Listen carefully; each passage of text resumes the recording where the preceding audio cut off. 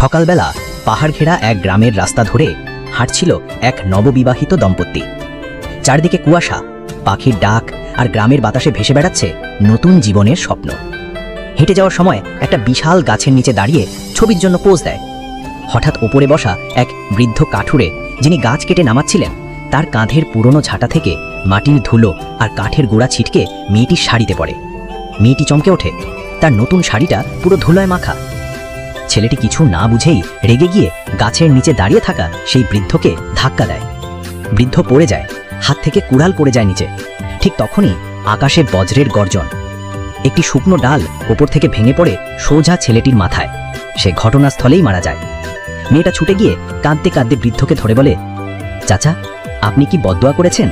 আমার স্বামী তো আপনাকে ভালোবাসার কারণেই রেগে গিয়েছিল, আপনি ওকে কিছু বললেন কেন? বৃদ্ধ শান্ত গলায় উত্তর দিলেন, মা, আমি তো কিছুই বলিনি, আমি তো তোমার স্বামীকে চিনিই না। বলো তো, ধুলো কি ওর গায়ে পড়েছিল? না, আমার গায়ে পড়েছিল। বৃদ্ধ তখন চোখে পানি নিয়ে বললেন, তাহলে সে আমাকে ধাক্কা দিল কেন মা? আমি তো ইচ্ছা করে কিছু ফেলিনি। আমি একজন অসহায় বৃদ্ধ, তবে আমারও একজন প্রিয়জন আছেন, সেই সৃষ্টিকর্তা। যেমন তোমার স্বামী তোমার অপমান সইতে পারেনি, তেমনি আমার প্রিয় আল্লাহ আমার অপমান সইতে পারেননি। আমি বদদোয়া করিনি, বিচার এসেছে উপর থেকে।